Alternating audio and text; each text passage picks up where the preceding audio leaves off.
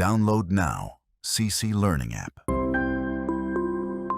Hello welcome to competitive crack. ഞാൻ ആതിര അർച്ചന.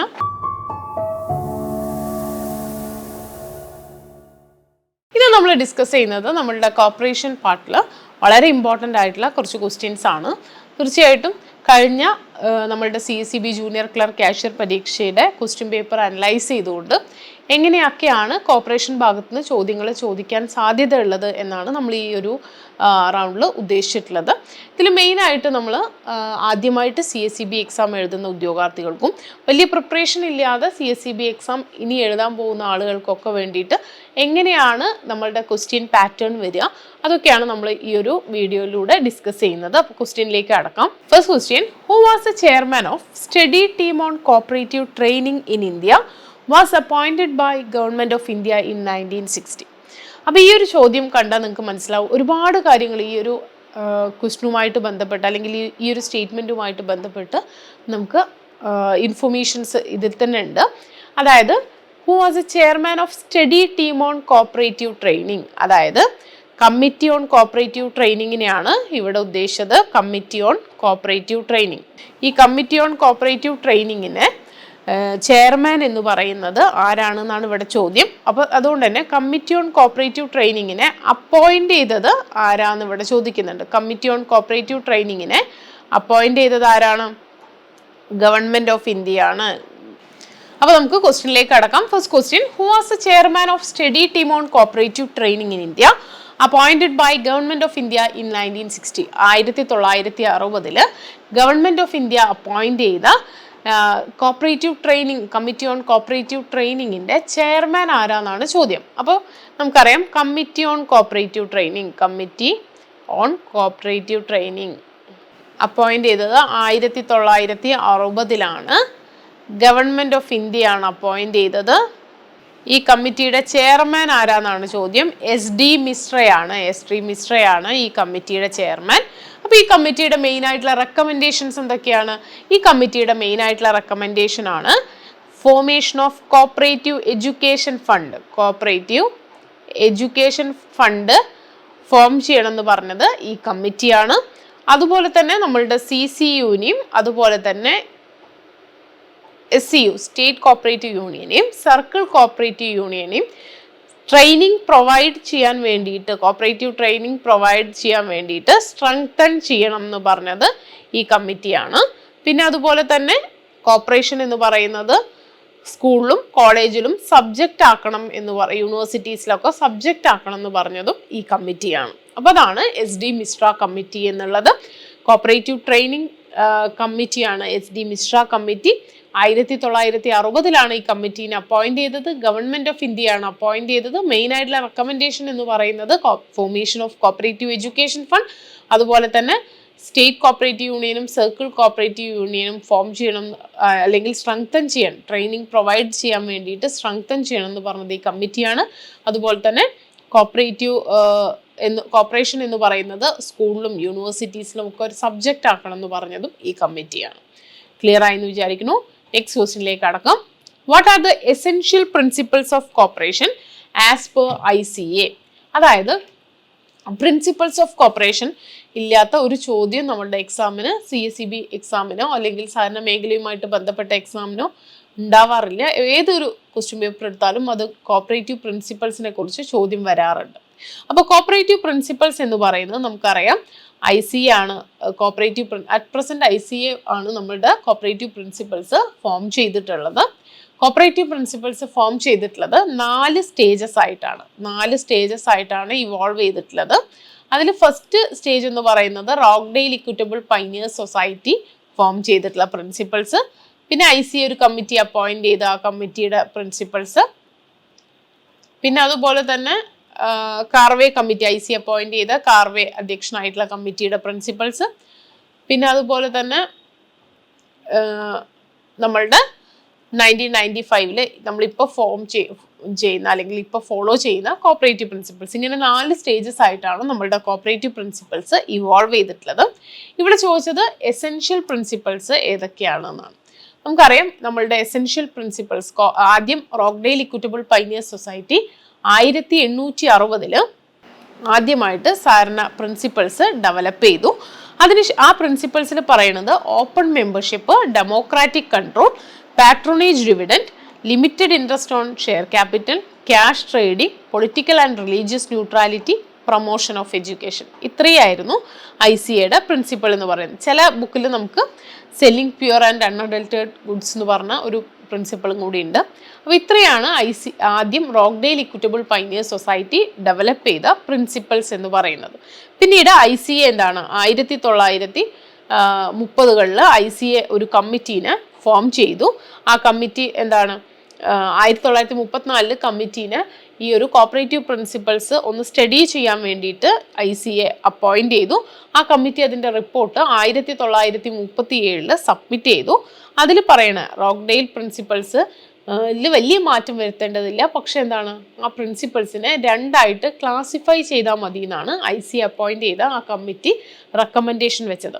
അതിൽ പറയുന്നത് ഓപ്പൺ മെമ്പർഷിപ്പും, democratic control, limited interest on capital, patronage dividend, ഇതും 4 എന്താണ്, അല്ലെങ്കിൽ ആദ്യത്തെ 4 എസെൻഷ്യൽ പ്രിൻസിപ്പിൾസ് എന്നും, പിന്നെ വരുന്നത് നോൺ എസെൻഷ്യൽ ക്യാഷ് ട്രേഡിങ്ങും, പൊളിറ്റിക്കൽ ആൻഡ് റിലീജിയസ് ന്യൂട്രാലിറ്റിയും, പ്രൊമോഷൻ ഓഫ് എഡ്യൂക്കേഷനും, ഇത് നോൺ എസെൻഷ്യൽ പ്രിൻസിപ്പിൾസ്. ഇങ്ങനെ രണ്ടായിട്ട് ക്ലാസിഫൈ ചെയ്യാനാണ് പറഞ്ഞത്.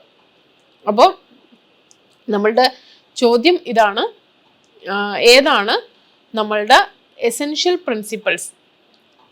ICA അപ്പോയിന്റ് ചെയ്ത കമ്മിറ്റി പറഞ്ഞിട്ടുള്ള എസെൻഷ്യൽ പ്രിൻസിപ്പിൾസ് ഏതൊക്കെയാണെന്നാണ്. ഓപ്പൺ മെമ്പർഷിപ്പ് ഏതാണ്? എസെൻഷ്യൽ പ്രിൻസിപ്പിൾ ആണ്. പാട്രോണേജ് ഡിവിഡൻഡ് ഏതാണ്? എസെൻഷ്യൽ പ്രിൻസിപ്പിൾസ് ആണ്. അതുപോലെ തന്നെ member economic participation essential principle അല്ല.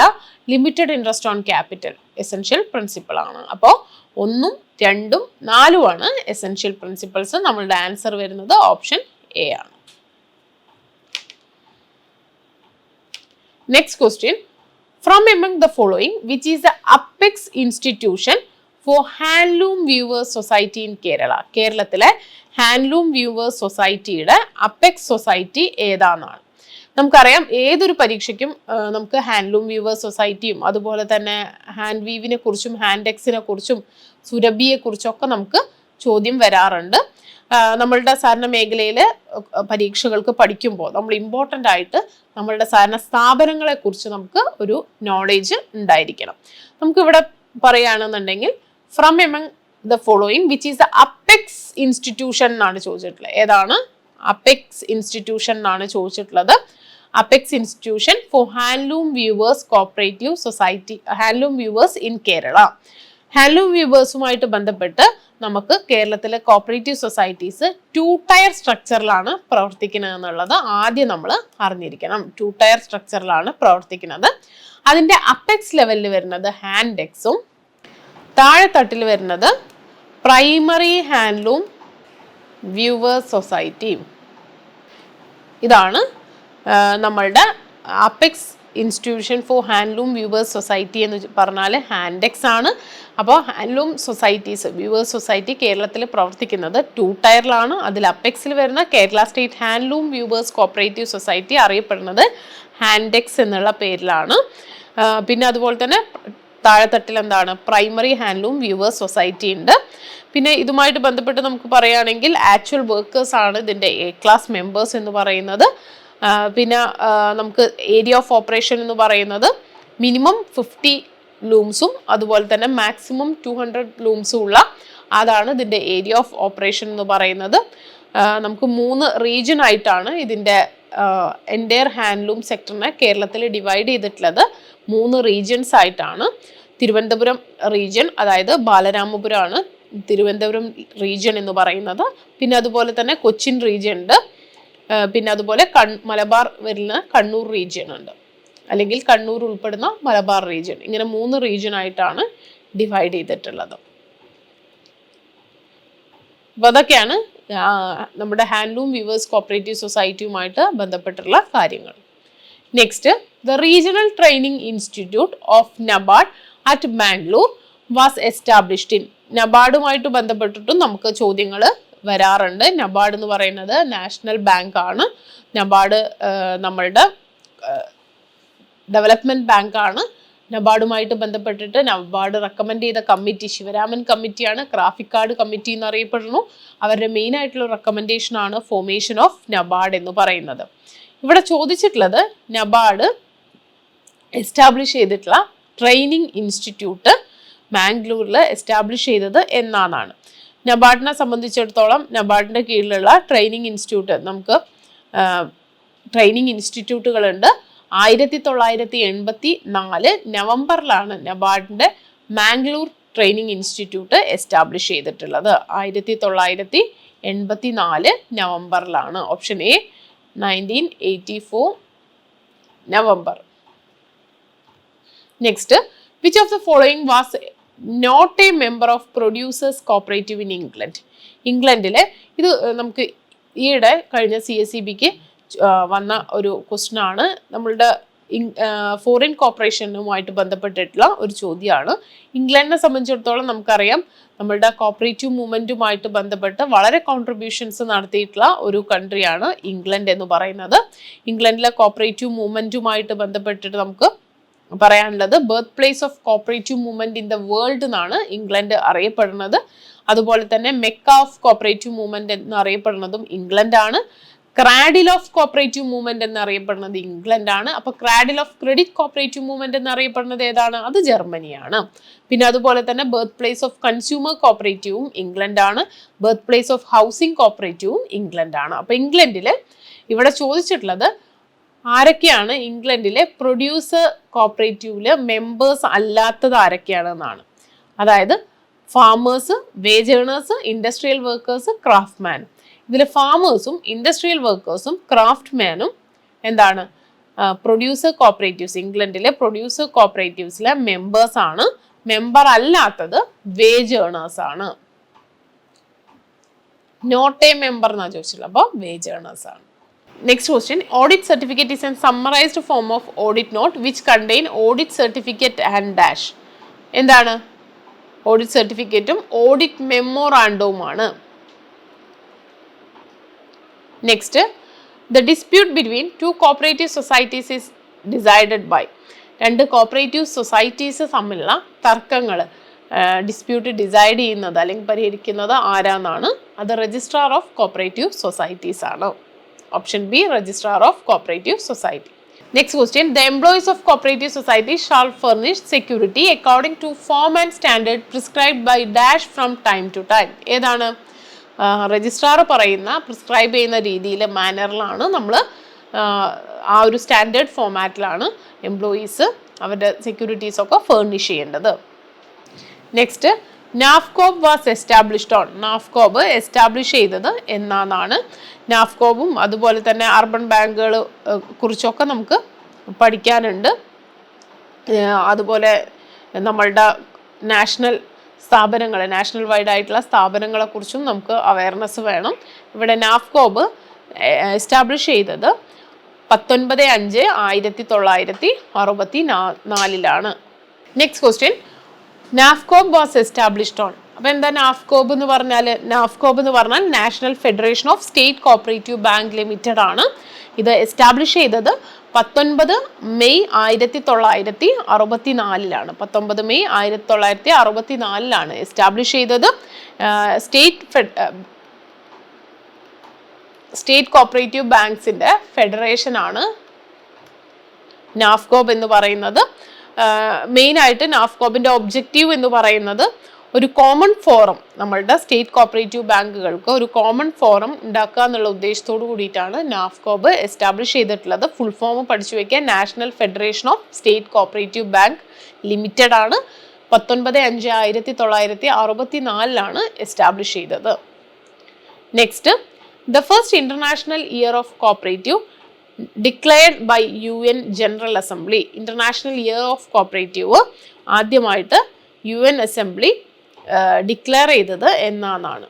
അപ്പോൾ കോപ്പറേറ്റീവ് ഡേയും കോപ്പറേറ്റീവ് വീക്കും അങ്ങനെയുള്ള കാര്യങ്ങൾ ഒക്കെ പഠിച്ചു വെക്കണം. നമുക്ക് ഇവിടെ ചോദിച്ചിട്ടുള്ളത് ഇന്റർനാഷണൽ ഇയർ ഓഫ് കോപ്പറേറ്റീവ് ആണ്. International year of cooperative 2012 UN declare ചെയ്തിട്ടുള്ളത്. Next, headquarters of Malabar regional cooperative milk producers union. അതായത് മിൽമയുടെ Malabar region MRCMPU Malabar region എവിടെയാണെന്നാണ്? കോഴിക്കോട് ജില്ലയിലെ കുന്നമംഗലത്താണ് മിൽമയുടെ മലബാർ റീജിയൻ സിറ്റുവേറ്റ് ചെയ്യുന്നത്. TRCMPU ഉണ്ട്, തിരുവനന്തപുരം റീജിയൻ ഉണ്ട്, MRCMPU മലബാർ റീജിയൻ ഉണ്ട്. അപ്പം ഇത് കോഴിക്കോട് ജില്ലയിലാണ് സിറ്റുവേറ്റ് ചെയ്യുന്നത്. Next, who wrote the statement on cooperative identity? Cooperative identity statement prepare ചെയ്തത് ആരാന്നാണ്? Professor Ivan Macpherson. കാനഡക്കാരനായിട്ടുള്ള പ്രൊഫസർ ഇവാൻ മാക്പേഴ്സൺ ആണ്. ഓപ്ഷൻ സി, ഇവാൻ മാക്പേഴ്സൺ ആണ് ഈ കോപ്പറേറ്റീവ് ഐഡന്റിറ്റി സ്റ്റേറ്റ്മെന്റ് പ്രിപ്പയർ ചെയ്തിട്ടുള്ളത്. Next, Kerala state cooperative union Kerala state cooperative union എന്ന് പറയുന്നത് state cooperative union എന്ന് പറയുന്നത് ഒരു സ്റ്റാറ്റ്യൂട്ടറി ബോഡിയാണ്. സ്റ്റേറ്റ് കോപ്പറേറ്റീവ് യൂണിയൻ എന്ന് പറയുന്നത് ഒരു സ്റ്റാറ്റ്യൂട്ടറി ബോഡിയാണ്. SCയും CCയുനെ കുറിച്ചൊക്കെ നമുക്ക് പഠിക്കാനുണ്ട്. നമുക്കറിയാം നമ്മളുടെ സംസ്ഥാനത്ത് HDC JDC കോഴ്സുകളൊക്കെ പ്രൊവൈഡ് ചെയ്യുന്ന സ്ഥാപനങ്ങളൊക്കെ നിയന്ത്രിക്കുന്നത് ആരാണ്? ഈ സംസ്ഥാന സഹകരണ യൂണിയന്റെ കീഴിലാണ്, ഈ സ്റ്റേറ്റ് കോപ്പറേറ്റീവ് യൂണിയന്റെ കീഴിലാണ്. അതൊരു സ്റ്റാറ്റ്യൂട്ടറി ബോഡിയാണ്. അപ്പോൾ നമുക്ക് CSEBയുടെ ജൂനിയർ ക്ലർക്ക് കാഷ്യർ പരീക്ഷ ഇനിയും നമുക്ക് വിജ്ഞാപനങ്ങൾ പ്രതീക്ഷിക്കുന്നുണ്ട്. അതായത് അടുത്ത് തന്നെ നമുക്ക് പുതിയ നോട്ടിഫിക്കേഷൻ വരും. അപ്പോൾ ഈ നോട്ടിഫിക്കേഷൻ അനുസരിച്ച് ഒരു നല്ല പ്രിപ്പറേഷൻ ആവശ്യമാണ്. അതിനു വേണ്ടിയിട്ട് നമ്മളുടെ കോമ്പറ്റീറ്റീവ് ക്രാക്കറിൽ 3 month ബാച്ചും 6 month ബാച്ചും സ്റ്റാർട്ട് ചെയ്തിട്ടുണ്ട്. മിഷൻ 2026 എന്നാണ് നമ്മളുടെ ബാച്ച് കൊണ്ട് നമ്മൾ ഉദ്ദേശിക്കുന്നത്. അതായത് 2026 തന്നെ നിങ്ങൾ ജോലിയിൽ പ്ലേസ് ചെയ്യാന്നുള്ളതാണ് നമ്മളുടെ ഉദ്ദേശിക്കുന്നത്. അപ്പോൾ നമുക്കെന്താണ്, വളരെ കുറച്ച് സമയങ്ങളെ നമുക്ക് മുൻപിലുള്ളൂ. അപ്പോൾ വളരെ സിസ്റ്റമാറ്റിക് ആയിട്ടുള്ള ഒരു പഠനം ആവശ്യമാണ്. നമ്മളുടെ ബാച്ചിൽ ജോയിൻ ചെയ്യാൻ താല്പര്യമുള്ള ഒരു ബോർഡ് നമ്പർ ആയിട്ടുള്ള 8921440580 എന്ന് പറഞ്ഞ നമ്പറിൽ കോൺടാക്ട് ചെയ്യുക. മെന്റർഷിപ്പ് പ്രോഗ്രാംസും അതുപോലെ തന്നെ PYQ അനാലിസിസ്, നമ്മളുടെ ലൈവ് സെഷൻസ് ഒക്കെ നമുക്ക് അവൈലബിൾ ആയിരിക്കും. പ്രോപ്പറായിട്ട് നിങ്ങളിന് ഈ ഒരു CSEB ജൂനിയർ ക്ലർക്ക് കാഷ്യർ പരീക്ഷയ്ക്ക് പ്ലേസ് ചെയ്യുന്ന തരത്തിലായിരിക്കും നമ്മളുടെ ക്ലാസ്സസ് നമ്മൾ ക്യാരി ഓൺ ചെയ്യുന്നത്. അപ്പോൾ ബാച്ചിൽ ജോയിൻ ചെയ്യാൻ താല്പര്യമുള്ളവർ ഒരിക്കൽ കൂടി ബോർഡ് നമ്പറിൽ കോൺടാക്ട് ചെയ്യുക. Next question, where is KICMA situated? KICMA എവിടെയാണ്? Kerala institute of cooperative management. KICMA situate ചെയ്യുന്നത് നെയ്യാർ ഡാമിലാണ്. Option B, Neyyar dam. Cooperative training ഒക്കെ പ്രൊവൈഡ് ചെയ്യുന്ന സ്ഥാപനമാണ്. നെക്സ്റ്റ് ക്വസ്റ്റ്യൻ, ഭാരത് ജൈവ ഈസ് റിലേറ്റഡ് ടു? ഭാരത് ജൈവ എന്തുമായിട്ട് റിലേറ്റ് ചെയ്തതെന്നാണ്? എന്താണ്, നമ്മൾ ഏതൊരു സഹകരണ സ്ഥാപനം പഠിക്കുമ്പോഴും അതുമായിട്ട് ബന്ധപ്പെട്ടിട്ടുള്ള അവരുടെ പ്രോഡക്ട്സ് ഒക്കെ നമുക്ക് അറിഞ്ഞിരിക്കണം. ഭാരത് ജൈവ റബ്ബർ മാർക്കുമായിട്ട് റിലേറ്റ് ചെയ്തതാണ്. റബ്ബർ മാർക്കുമായിട്ട് റിലേറ്റ് ചെയ്തതാണ് ഭാരത് ജൈവ എന്ന് പറയുന്നത്. അപ്പോൾ റബ്ബർ മാർക്ക് എന്താണ്? Kerala state cooperative rubber marketing ഫെഡറേഷനാണ്. 16/3/1971 ഇത് രജിസ്റ്റർ ചെയ്തിട്ടുള്ളത്. ഫംഗ്ഷൻ തുടങ്ങിയത് 30/4/1971. ഹെഡ് ക്വാർട്ടേഴ്സ് വരുന്നത് എറണാകുളമാണ്. ഇതിൻ്റെ ഹെഡ് ക്വാർട്ടേഴ്സ് എന്ന് പറയുന്നത്. മെയിനായിട്ട് ഇവരുടെ പ്രോഡക്ട്സ് എന്ന് പറയുന്നത് ഭാരത് ജൈവ ഉണ്ട്, അതുപോലെ തന്നെ ഭാരത് ജൈവ, കേരള ജൈവ, പിന്നെ അതുപോലെ പെരിയാർ മിക്സ്ചർ, പിന്നെ അതുപോലെ റൂബക് ബലൂൺ. ഇതൊക്കെ ഈ റബ്ബർ മാർക്കിന്റെ പ്രോഡക്ട്സ് ആണ്. റൂബക് ബലൂണൊക്കെ റബ്ബർ മാർക്കിന്റെ പ്രോഡക്ട്സ് ആണ്. എൻ്റയർ സ്റ്റേറ്റ് ഓഫ് കേരളയിലെ പ്രവർത്തന പരിധിയുള്ള സ്ഥാപനമാണ് Kerala state cooperative rubber marketing federation എന്ന് പറയുന്നത്. അപ്പെക്സ് ഇൻസ്റ്റിറ്റ്യൂഷനാണ്. പ്രൈമറി റബ്ബർ മാർക്കറ്റിംഗ് കോപ്പറേറ്റീവ് സൊസൈറ്റിയെ സംബന്ധിച്ചിടത്തോളം അതിൻ്റെ അപ്പെക്സ് ഇൻസ്റ്റിറ്റ്യൂഷനാണ് റബ്ബർ മാർക്ക് എന്ന് പറയുന്നത്. 2 ടയർ സ്ട്രക്ചറിലാണ് കേരളത്തിൽ പ്രവർത്തിക്കുന്നത്. പിന്നെ അതുപോലെ തന്നെ സിംഗിൾ കമ്മോഡിറ്റി മാർക്കറ്റിംഗ് ഫെഡറേഷനാണ് ഈ ഒരു റബ്ബർ മാർക്ക് എന്ന് പറയുന്നത്. അപ്പോൾ ഇവരുടെ പ്രോഡക്ട്സ് ഒന്നുകൂടി ഓർത്ത് വെക്കുക. ഭാരത് ജൈവ ഗോൾഡ് ഉണ്ട്, പെരിയാർ ഉണ്ട്, പിന്നെ പെരിയാർ മിക്സ്ചർ ഉണ്ട്, റബ്ബർ മിക്സ്ചർ ഉണ്ട്, പിന്നെ അതുപോലെ തന്നെ റൂബക് ബലൂൺ ഉണ്ട്. Next, NCCF was established in the year. NCCF establish ചെയ്തത് എന്നാണ് NCCF എസ്റ്റാബ്ലിഷ് ചെയ്തത്? NCCF എസ്റ്റാബ്ലിഷ് ചെയ്തത് 1965 NCCF എസ്റ്റാബ്ലിഷ് ചെയ്തത് 1965. അപ്പോൾ ഈ സ്ഥാപനങ്ങൾ പഠിക്കുമ്പോൾ അതുമായിട്ട് ബന്ധപ്പെട്ടിട്ട് അതിൻ്റെ ഇയറൊക്കെ പഠിച്ചു വയ്ക്കുക. NCCF എസ്റ്റാബ്ലിഷ് ചെയ്തത് 1965. നെക്സ്റ്റ്, കേപ്പ് രജിസ്റ്റർ ചെയ്തത് ഏത് ആക്ട് പ്രകാരമാണ് എന്നാണ്? കേപ്പ് എന്ന് പറയുന്നത് നമുക്കറിയാം literary scientific and charitable society act പ്രകാരമാണ് കേപ്പ് രജിസ്റ്റർ ചെയ്തിട്ടുള്ളത്. അപ്പോൾ ഇമ്പോർട്ടൻ്റ് ആണ്. രജിസ്റ്റർ ചെയ്തിട്ടുള്ളത് ഏത് ആക്ട് പ്രകാരമാണ്? Literary scientific and charitable societies act പ്രകാരമാണ് കേപ്പ് രജിസ്റ്റർ ചെയ്തിട്ടുള്ളത്. Next, linking of credit with marketing is related to principle of cooperation. ഏത് പ്രിൻസിപ്പളിൻ്റെ അടിസ്ഥാനത്തിലാണ് linking of credit with marketing എന്നുള്ളത്? ഏത് പ്രിൻസിപ്പളിനെ അടിസ്ഥാനപ്പെടുത്തിയിട്ടാണ് എന്നാണ്? Concern for community, voluntary and open membership, cooperation among cooperative, education, training and information. ഏതാണ്?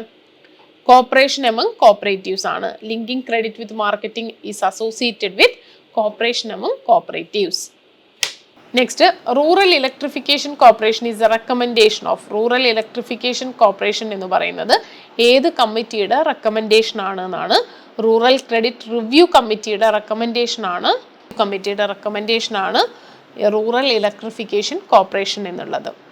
വെങ്കിട്ടപ്പൈ committee അല്ലെങ്കിൽ ഡോക്ടർ ബി വെങ്കിട്ടപ്പൈ അധ്യക്ഷനായിട്ടുള്ള all India rural credit review കമ്മിറ്റിയുടെ റെക്കമെൻഡേഷനാണ് റൂറൽ ഇലക്ട്രിഫിക്കേഷൻ കോർപ്പറേഷൻ എന്നുള്ളത്. അപ്പോൾ നമ്മളുടെ CSEB ജൂനിയർ ക്ലർക്ക് കാഷ്യർ പരീക്ഷയുടെ വിജ്ഞാപനം വരാൻ പോവാണ്. അപ്പോൾ വിജ്ഞാപനം വരുന്നവരെ നമുക്ക് വെയിറ്റ് ചെയ്യാൻ സമയമില്ല. നമുക്ക് എന്താണ് ഇപ്പോൾ തന്നെ CSEB ജൂനിയർ ക്ലർക്ക് കാഷ്യർ പരീക്ഷയ്ക്ക് പഠിച്ചു തുടങ്ങാം. അപ്പോൾ വളരെ സിസ്റ്റമാറ്റിക് ആയിട്ട് ഈ ഒരു സിലബസ് ഓറിയൻറ്റഡ് ആയിട്ട് നമുക്ക് CCയിൽ നമ്മുടെ ക്ലാസ്സസ് അവൈലബിൾ ആണ്. ബാച്ചിൽ ജോയിൻ ചെയ്യാൻ താല്പര്യമുള്ള ഒരു ബോട്ട് നമ്പറിൽ കോൺടാക്ട് ചെയ്യുക. തീർച്ചയായിട്ടും നിങ്ങളുടെ CSEB ജൂനിയർ ക്ലർക്ക് കാഷ്യർ സ്വപ്നം CCയോടൊപ്പം നമുക്ക് ക്രാക്ക് ചെയ്യാം. താങ്ക്